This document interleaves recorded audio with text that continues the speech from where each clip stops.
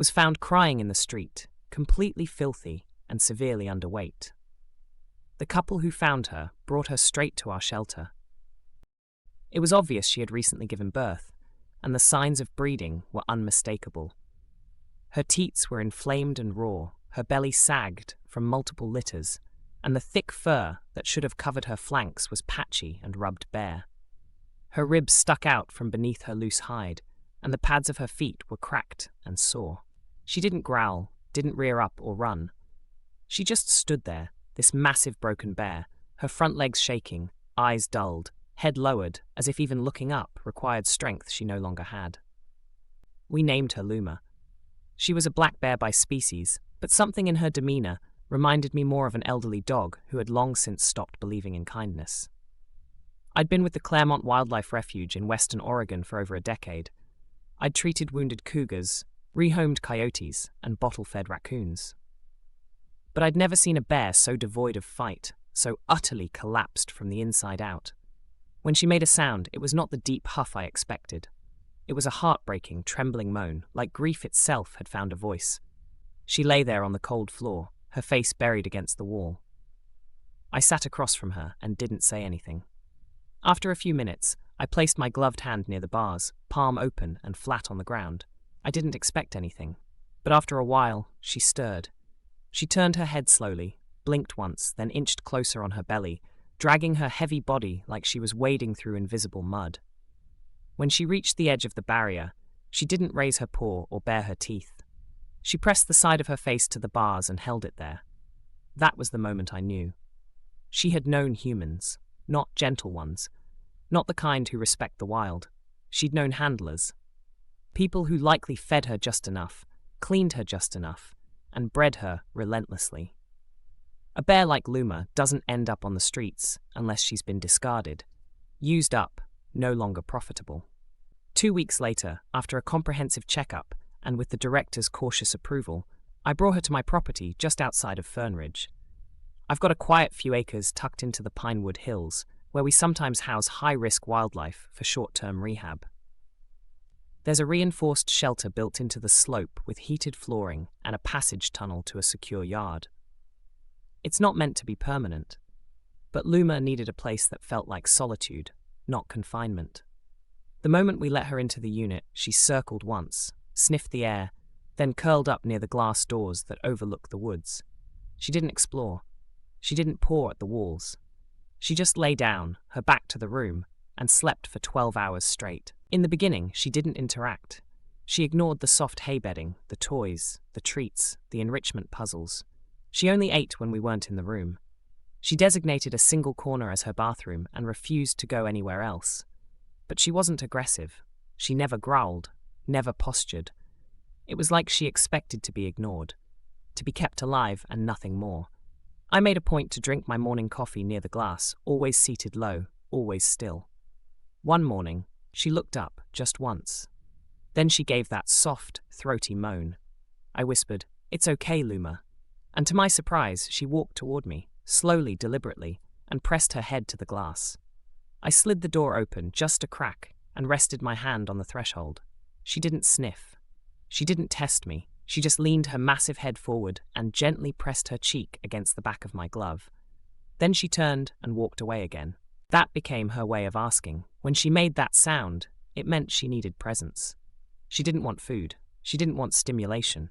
She wanted stillness, a nearby body. Grief had taken root in her so deeply that comfort was almost too much to bear.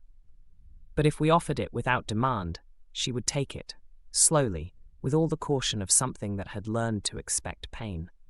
My husband Jonah was skeptical at first.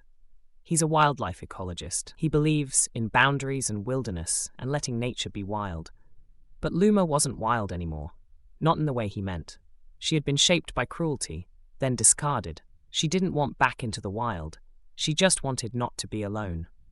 She watched us through the glass, Jonah cooking, our daughter Tess doing homework, the TV flickering late at night. Luma would lie against the inner ledge and rest her chin on her paws, eyes half-lidded, content just to be near. Never interfering, just observing. One afternoon, Tess had a meltdown over a science project. She threw her book across the room and collapsed in tears. Before I could even react, Luma emerged from her enclosure, stepped through the tunnel, and stood quietly in the hallway. She padded softly over to Tess, stopped beside the couch, and let out a barely audible cry. Tess looked up, startled, wiped her nose, and whispered, "Hi, Luma." She reached down and touched her head. Luma didn't flinch. She just leaned her weight into that small hand and closed her eyes. After that, Luma began choosing her places, by the hearth, near the dining room, or beside the hallway where someone was sick or sad. She never imposed. She just placed herself beside whoever needed her. Her grief had become a kind of radar for pain, and she responded to it the only way she knew how, with quiet, warm proximity.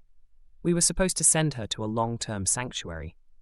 Her paperwork was nearly finalized.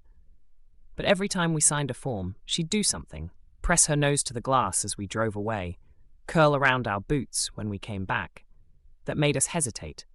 On the final home visit, the sanctuary director watched her, then looked at us and said, "She's already picked her family. You just need to catch up." So we made it official.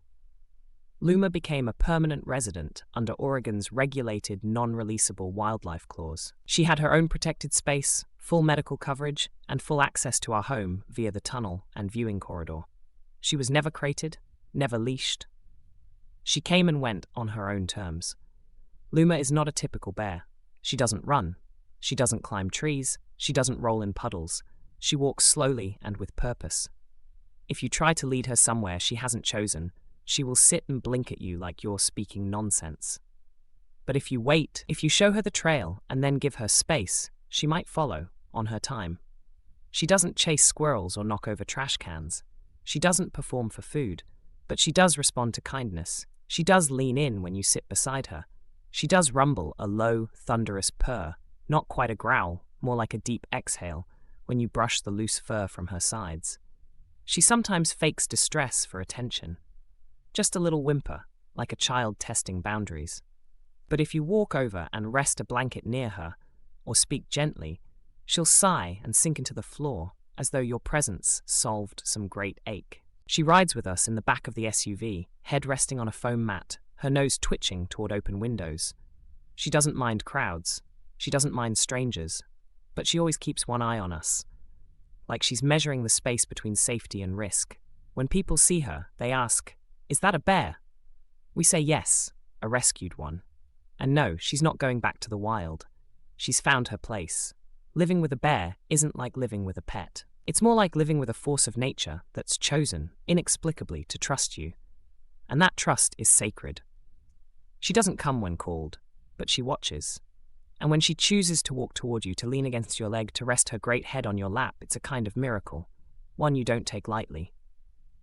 Sometimes she still cries in her sleep. Low sounds that make me pause mid-step and sit down beside her. I whisper, "You're safe, Luma, you're safe." And every time, she opens her eyes, reaches her face toward my side, and closes them again with a breath that feels like surrender. She's never fully healed. I don't think she ever will. But she's not broken anymore either. She walks the fence line of our property with slow, deliberate steps, eyes scanning the trees. She's our watcher, our anchor. She's the heartbeat of this strange home we've built. And when she sleeps in the golden light by the window, her body relaxed, her dreams full of twitching paws and slow smiles, I know that whatever came before us, whatever dark rooms or cages or hands that hurt, no longer owns her. She's home, not tamed, not trained, just loved. She doesn't play fetch or do tricks or respond to treats. But she'll follow us into the garden and nap beside the rosemary bush while we weed. She'll sit quietly while we talk, her ears tilting gently like she's listening, not just hearing. And when storms roll in, she waits by the door, not to be let out, but to make sure we're all inside. When neighbors visit, they speak in hushed tones. They remove their shoes and glance often in her direction, not out of fear, but out of reverence. Children ask if she'll let them pet her. She doesn't. But sometimes she sits close, and that's enough. Her presence is a lesson in boundaries and grace, in being wild and kind at once. There are mornings when I catch her staring at the sunrise like she remembers something I'll never understand, something ancient and soft and sorrowful, and I wonder what her life could have been, out there, free, untouched, whole. But then she turns and sees me, and her ears shift slightly forward, and I feel chosen all over again. Luma doesn't love the way dogs love. Her affection is not loud or obvious. It comes in quiet acts, sitting near when we're sad, nudging a cup off the table when we've ignored her too long, gently pulling a blanket down when she wants to nap in our scent. She's not domesticated. She's familiar. Sometimes she walks right up to the back door, stands there until someone opens it, then pads inside like she owns the place. Because in a way, she does. Every room has something of hers now. A scratch mark on the floor, a sunken corner of the couch, a place where the drywall cracked from a heavy shoulder leaning too hard. But more than that, her spirit has filled the cracks in us too. The tired parts, the quiet guilt, the griefs we didn't speak aloud.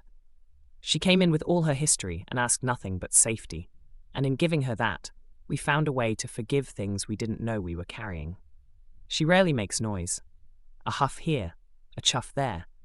But at night, when it's quiet and the house breathes softly in its sleep, I sometimes hear her pacing, checking, guarding, not from fear, from instinct, and maybe love.